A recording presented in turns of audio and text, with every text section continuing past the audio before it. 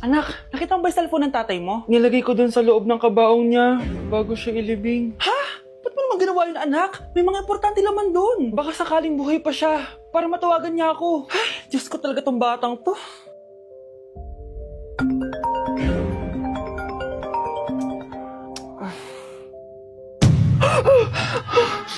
Matawag si tatay.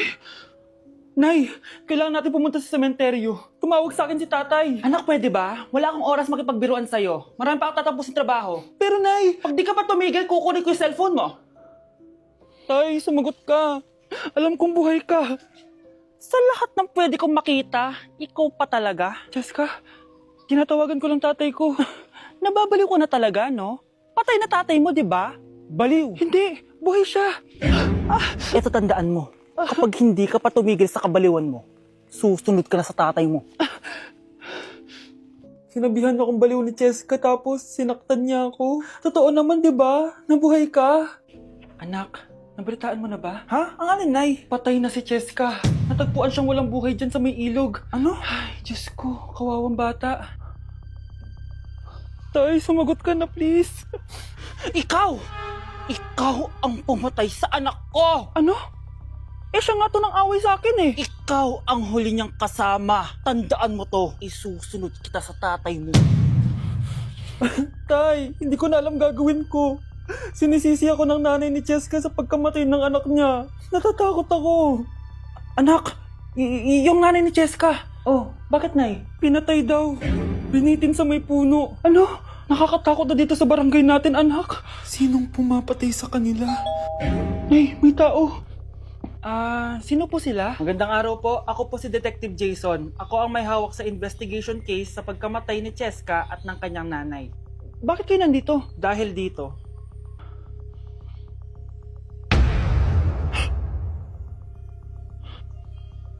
Nay, ikaw pumatay sa kanila? Oo, anak. Narinig ko lahat ng mga sumbong mo sa tatay mo. Cellphone ni tatay. Pinangako ko sa tatay mo bago siya mamatay na poprotektahan kita. Kahit makapatay man ako ng tao. Sumama ka sa akin, ma'am, para ma-interview ka namin. Tandaan mo to, anak. Kahit nasa kulungan ako, poprotektahan kita. Tumawag ka lang. Hello, Bes. Sinundan ko si Miguel. Bes, ano nakita mo? May iba na ba siya? Confirm. May kabit yung jowa mo. Ha? Sino naman magiging kapit niya? Kabit niya si Scarlett. Hello, Bes? Nasaan ako? Anong gagawin niyo sa akin? Tama na! Bakit ka nagbamanman sa bahay namin? Spy ka ba? Walang yaka! Inago mo yung jowa ng best friend ko! Pinagsasabi mo, be? Ako, ang tunay na jowa ni Michael. Never naman nagustuhan ni Michael yan si Samantha kasi ang pangit niya, no? Ganun ba? Oo, kaya magdusa ka dyan. Wag! Jessica? Samantha! Tara, tatakas kita. Grabe, bes. Kung ano-ano na ginawa sa'yo, ang ganda mo pa din. Be, thanks to the perfect stay, velvet matte cushion, na Skintific. Bago ako pumunta dito para sundin si Miguel, nag-apply na ako neto. Dahil long-lasting ito, high coverage, and waterproof, siguradong all day fresh ka. We, talaga ba? O eto? O, diba? Ang ganda ko pa din. Hindi na kailangan mag-retouch. Ang gagaling nyo din, no? At may tagapagligtas ka pa. Si Samantha. Samantha? Ikaw ba yan? Anong ibig sabihin nito? O, di ba? Ako ang tunay na jowa nito ni Miguel. At ikaw, kabit ka lang. Pero... Walang iya ka. Pero babe, ikaw na mahal ko ngayon. Tingnan mo nga itsura niyan. Wala akong pake. Magsama kayo ng pangit na yan. Lumayas na kayo dito. Ang dadrama nyo Basta ako, ganda lang ang ambag ko.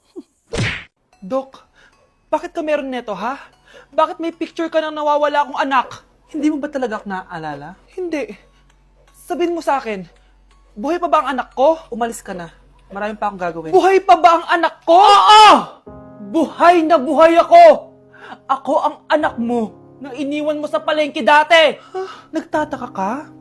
Isa na akong trans ngayon. Alam mo, buti na lang may mabait at mayamang pamilyang kumupkup sa akin. Kaya maganda yung naging buhay ko. Tingnan mo, naging doktor pa ako. Kaya salamat sa'yo at iniwan mo ko. Anak, hinanap kita. Umasa ako na babalik ka. Hindi na importante yan. ayaw na kita makita at hindi na kita kailangan. Kaya umalis ka na! Hello po. Kamusta po yung pasyente? Dok, si nanay naman yung nagkasakit. Kamusta na siya? Okay naman. Sa iba ko na lang siya ipapaasikaso, ha? Anak? Anak, please! Bakit anak tawag mo sa kanya, Nay? Sure ka ba na habang buhay ka magagalit sa nanay mo? Nakita ko results niya kanina. Anytime, pwede siya mawala. Magpapahangin lang ako. Nasaan na sila? Hello, nurse?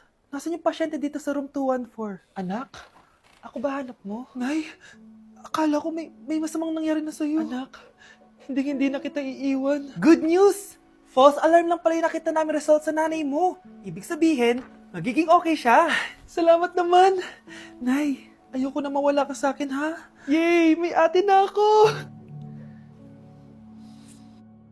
Kyle, anak! Uuwi yung mga kapatid mo. Talaga, Nay? Tagal kong hinintay ito. Grabe. Akala ko nakalimutan na nila tayo kasi successful na sila eh. Miss ko na sila. Tagal na din nung last na pumunta sila dito. O sige na anak, hintayin mo sila sa labas ha. Maghahanda lang ako ng kakainin natin mamaya. Uy, Kyle, balita ko, uuwi yung mga kapatid mo ah. Opo tita. Paano niyo po nalaman? Basta! Siguro proud yung nanay mo kasi successful yung mga anak niya, no? Oo naman, tita. Nagbunga lahat ng paghihirap ni nanay sa kanila. Deserve nyo yan. Malapit nyo nang malaman ng totoo, walang sikretong hindi nabubunyag. Pasok na po ako, tita. Sige. Hello, Nay! Nandito na yung anak mong doktor, all the way from New York! Hi, Nay! Nandito na yung anak mong teacher, all the way from Central Elementary School! Hello, Nay! Nandito na yung anak mong engineer. Naiyak naman ako. Nakumpleto din kayo magkakapatid. Sana nakikita to ng tatay niyo. Masaya ako na nandito kayo, ate, kuya. Sana maging successful din ako na kagaya niyo. O siya na, kumain na kayo ha. Galing pa kayo sa malalayo eh. Wow naman, Mare. Bigatin na yung mga anak mo. Saya-saya. Oo naman, Mare. Ilang taon din akong kumayod para mapagtapos lang sila. Pero worth it naman, di ba? Teka, Mare, para mas masaya, may kailangan kang malaman. Oh, eto. Ha? Ano to, Mare?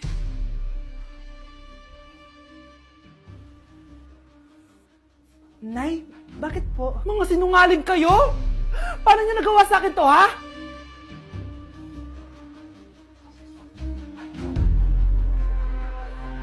Anak, magpagaling ka lang, ha? Nay, ayoko na dito sa ospital. Ang daming may sakit. Kailangan mo nang gumaling, Scarlett, para makapag-date na tayo ulit. Oo, babe. Magpapagaling ako. Hello. Kamusta na po siya? Doc. Okay naman po siya. Pwede na po ba kami lumabas ng hospital? May bad news ako sa inyo. Nay, bad news daw. Hindi naging maganda yung mga resulta ni Scarlett. 3 araw na lang siyang mabubuhay. Hindi pwede!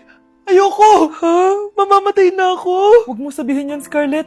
Magpapakasal pa tayo, di ba? Magkakaanak pa tayo, di ba? Hindi ka mamamatay, anak. Gagawan ko ng paraan. Hindi pwede mamatay anak ko. Hindi pwede mamatay anak ko. Tita, una na po muna ako. Gabi na rin po eh. Sige po. Wala na akong choice. Kailangan kong gawin to. Para sa'yo, anak. O anak, kainin mo muna to para gumaling ka na. Sige po, Nay. Sarap. Kain ka lang, anak, ha? Hello. Kamusta siya? Doc, parang lumakas ako ngayon. Talaga, anak? Malakas ka na? May good news ako sa inyo. Naging okay lahat ng results ni Scarlett. Grabe, parang himala. Pwede na kayong lumabas dito sa ospital. Makakalabas na tayo ng ospital, Nay! Oo, anak! Gagawin ko lahat para sa'yo, anak. Sa wakas, nakauwi na din tayo, Nay. Namiss ko tong bahay natin. At dahil dyan, pagluluto kita ng paborito mong ulam, anak, para di ka na magkasakit. Grabe, ang sarap naman neto, Nay. Parang kakaiba yung karne neto, pero ang sarap. Kain ka lang, ha? Teka, Nay. Dumating po ba yung boyfriend ko? Nandito siya, anak. Totoo, Nay? Nasaan siya? Babe! Ayan siya. Kinakain mo.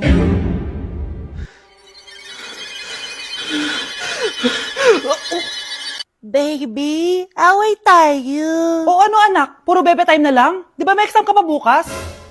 Opo, Nay. Try mo kaya mag-review para di ka puro bagsak. Diyos ko. Sige, Nay. Challenge accepted. Makaka-perfect ako sa exam bukas. Sino nagsabing hindi ko kaya mag-review? Baka Scarlett to. Ba't tumatawag na to? O bakit, Bes? Nagre-review ako. Te, may bago akong chika. Importante ba yan? Importante. So, eto na nga. Go, te! Spill the tea! Ano nangyari? 1 hour later. O siya, sige na, te. Magre-review na talaga ako. Storbo. Saan na ba ako? X, Y... Hala, break na sila. Ano nangyari? 1 hour later. Mag-review na nga ako.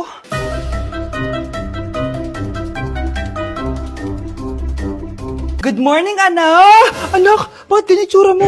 Hanay, nag-review ako buong gabi. Akala ko puro numbers lang yung math.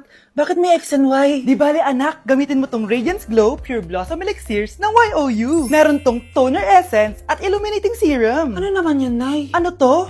Nakaka-bright, prepare, at protekto ng skin. At di lang yun, anak. Nakaka-reduce to ng oiliness at ng skin texture. Suitable to for all skin types, kaya gamitin mo to para fresh ka bago ka mag-exam. Ay, ang fresh nga. Glass skin, no? Super lightweight at super dali lang pala i-apply nito, Nay. Go na, anak. Islay mo na yung exam mo. Good morning, class. Ready na ba kayo mag-exam? Sure nang makaka-perfect ako kasi nag-review ako. First question. Kung 5 ang kinain na pizza ni Maria at 2 ang sapatos ni Cardo, gaano kalayong Earth sa black hole?